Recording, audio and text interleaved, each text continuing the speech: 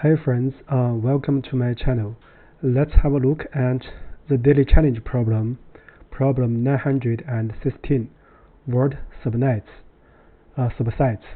So in this video, we're going to share a method based on dictionary comparison. So this problem asks us to return an array of all the universal strings in word list 1. We may return the answer in any order. So here, the main concepts in this problem is two relations. One is a subset relation, one is a universal relation. So here are two examples. So and the output corresponding to example 1. So here is the output corresponding to example 2. So we're not going to explain the two examples. So you can analyze by ourselves in a separate place. So here the constraints on this problem are the following. First, the word list words 1 or words 2 can have a length up to 10 to the power 4. So this actually tells us that we shall consider term complexity when we devise a solution. We cannot just use pure brute force. And the second constraint is about the word length in each of the two word lists. So the word length is bounded above by 10. So the third one is actually essential. So each word in the two word lists consists of only lowercase English letters. So notice that we have 26 lowercase English letters, right? So all the strings of words 1 are unique. This is actually a consistency assumption. Even if it's not unique, we can do a count and increment by the corresponding frequency in the final result. That's not an issue. So here, the method we're going to present is based on dictionary comparison. So the dictionary will store unique characters and their frequencies. So here, first, let's translate a thing, that is the subset relationship. So for a word, let's call it W2, to be a subset of a word W1, if and only if for each and every unique character X in word 2. So there holds the following relation, that is, the frequency of this character X in word 2 is less or equal than that of the character X in word 1.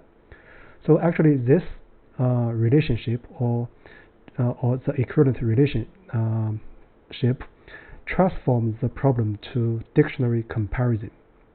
So the idea is the following. So we can build a reference dictionary using word list 2.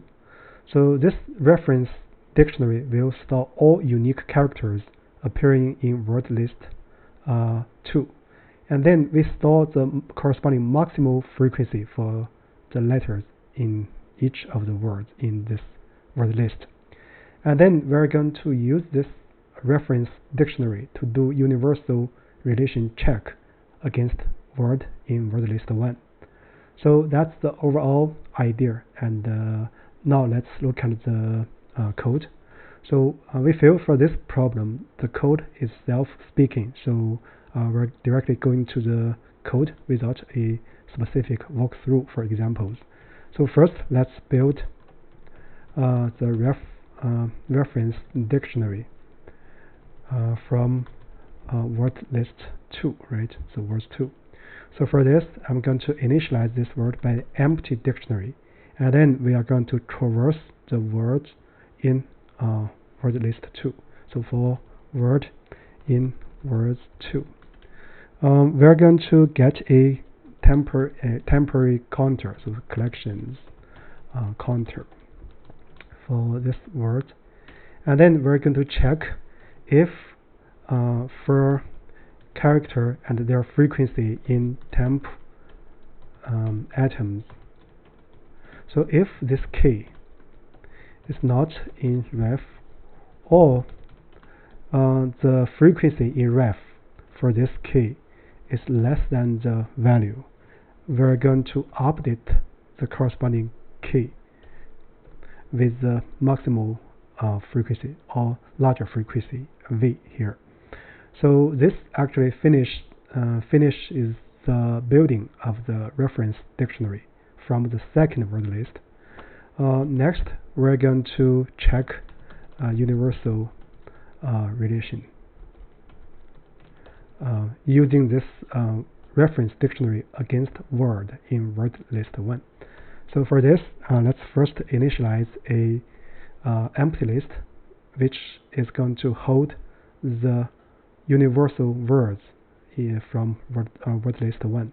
And then let's do the check for word in words 1. Then first we're going to set a flag variable.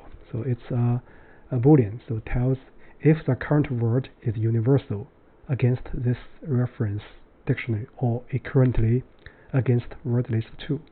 So for this, we're also going to check a dictionary or the counter for this word. We're going to examine, and then we're going to iterate for key V in the reference dictionary items.